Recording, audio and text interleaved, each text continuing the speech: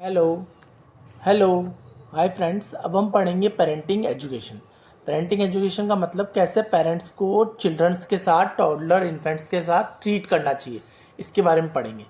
Parenting education क्या होती है? पेरेंटिंग एजुकेशन होती है cooperative, encouraging, social and situation oriented, CESS होनी चाहिए। पेरेंट एजुकेशन कोऑपरेटिव होनी चाहिए, एनकरेजिंग होनी चाहिए, सोशल एंड सिचुएशन ओरिएंटेड होनी चाहिए।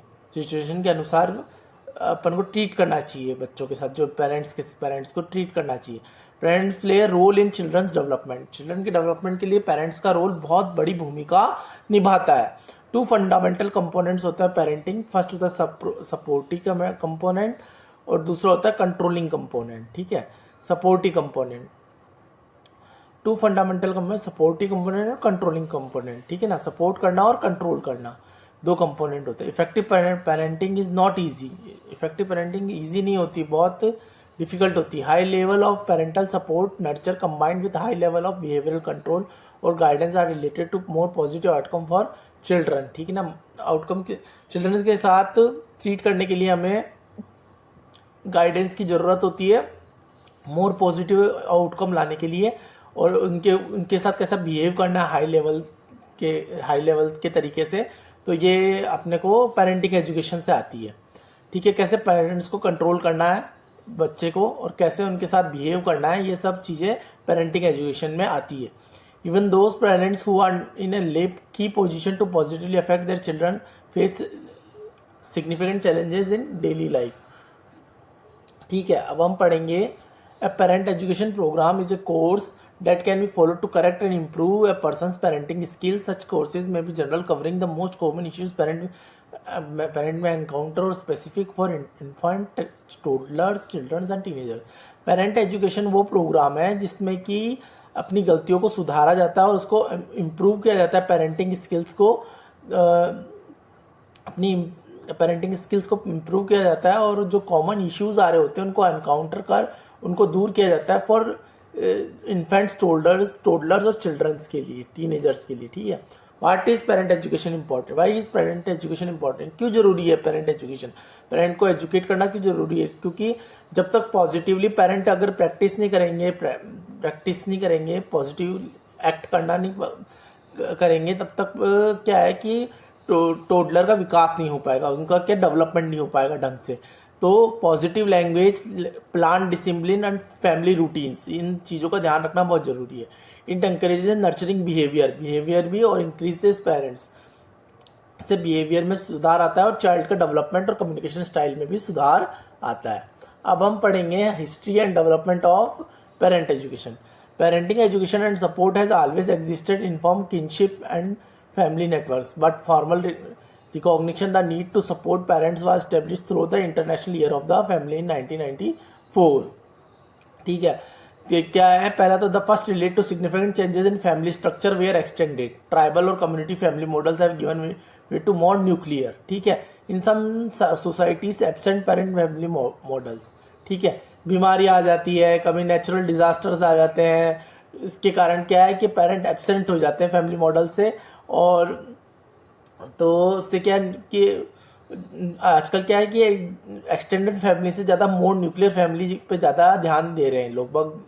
क्या है कि एक्सटेंडेड फैमिली की बजाय न्यूक्लियर फैमिली में जा रहे हैं। और दूसरा शिफ्ट में क्या बोला है कि demands on the family, societal changes in areas including employment पे ध्यान देना, इनकम एक्सपोजर पे ध्यान देना, डिजीजेस पे ध्यान देना, ड्रग यूज और पे ध्यान देने पे जोर दिया है। ठीक है ना, अब हम पढ़ेंगे need for parent education. These changes have made clear the need for support for parents और their surrogates as traditional structure dissipate and new parenting challenges arise. Concert efforts are required to assist parents in fulfilling their roles. ठीक है, parent education के लिए हमें नए नए effort अपने डालने पड़ते हैं जिससे कि इसका रोल जो है फुलफिल हो सके पूरा। तो इसलिए हमें अपने गोल नहीं, अपने जो क्या बोलते हैं सपोर्ट होता है वो पूरा देना पड़ता है पेरेंट्स को, ताकि वो अपना पूरा एफर्ट दे सके। अब हम पढ़ेंगे positive parenting education dimension. According to ममरिन फ्रेमवर्क, रेस्पॉन्सिवनेस, डिमांडिंगनेस, ये होती है पॉजिटिवनेस का, और support behavioural control, avoidance of psychological control, ये होता है अकॉर्डिंग टू बेकर। ठीक है, अब हम पढ़ेंगे रेस्पॉन्सिवनेस और सपोर्ट। तो consistent stable emotional connection between parents and children affords children have stole solid foundation for the development of important skills. मतलब इमोशनल कनेक्शन बहुत अच्छा होना चाहिए बिटवीन पेरेंट्स एंड चिल्ड्रन के बीच में, जिससे कि डेवलपमेंट बहुत अच्छे से होता है बच्चे का, तो ये होना जरूरी है। This overarching concept of parental support and number of more attachment, warm, nurturance और इन्वॉल्वमेंट। बच्चों के साथ इन्वॉल्वमेंट होना जरूरी है, अटैचमेंट होना जरूरी है, उनके साथ वार्म रहना जरूरी है। ठीक है, इस तरीके से हम बच्चे का विकास कर सकते हैं। स्कूल परफॉर्मेंस पे भी ध्यान देना पड़ता है, और चाइल्डहुड और एडोलसेंस में उनकी तरफ पूरा सपोर्ट उनको करना पड़ता है। ठीक है, अब हम करेंगे डिमांडिंगनेस और behaviouralness. This framework specify the role of behavioural including supervision, monitoring and rule and limit setting. बच्चों पे लिमिट भी लगानी पड़ती है, एक मॉनिटर, उनको ध्यान भी रखना पड़ता है, उनका सुपरविजन, उनका विज़न भी क्लियर करना पड़ता है। तो ये जो है इनके बिहेवियर पे जो कंट्रोल करने का जो करते हैं उसको बोलते हैं डिमांडिंगनेस और बिहेवियर कंट्रोल। अब करेंगे psychological control. It includes parental controlling behaviours like shame, guilt, love withdrawal and other manipulative form of discipline that are harmful for children. ठीक है ना, शर्म महसूस होना, डिप्रेशन में आना, गंदा फील करना, ये इन सब चीज़ों का करना पड़ता है, क्या बोलते हैं, कंट्रोल करना पड़ता है। ठीक है ना, ये साइकोलॉजिकल कंट्रोल हुआ।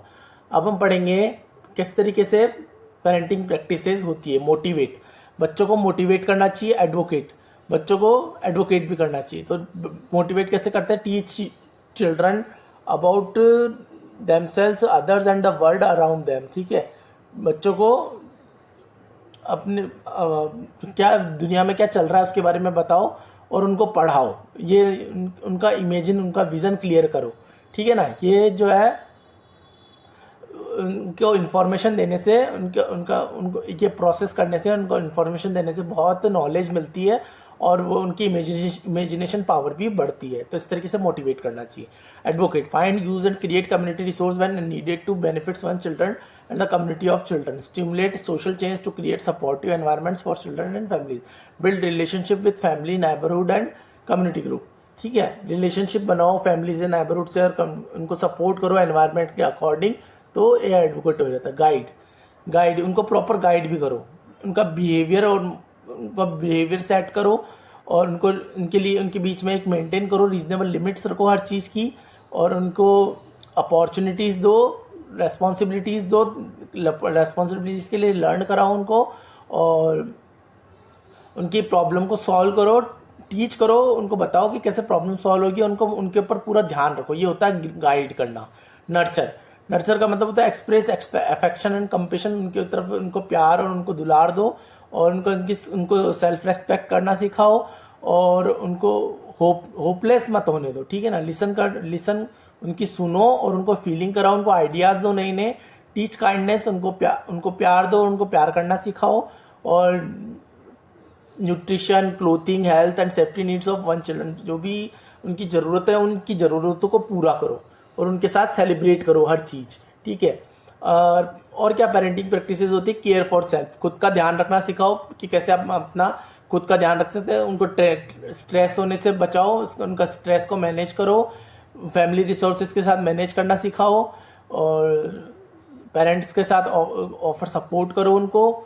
Ask for accept and support from other when needed, जब उनको ज़रूरत हो, किसी को ज़रूरत हो तो उनके साथ उनको सपोर्ट करना सिखाओ, कोऑपरेट करना सिखाओ। फिर understand, observe and understand one children and their development, उनको बार बार वॉच करते रहो, उनके डेवलपमेंट को देखते रहो, और how children respond to what happens around them, और देखो कि वो किस तरीके से एनवायरनमेंट के साथ रिएक्ट कर रहा है या हैपन कर रहा है। ठीक है, ये तो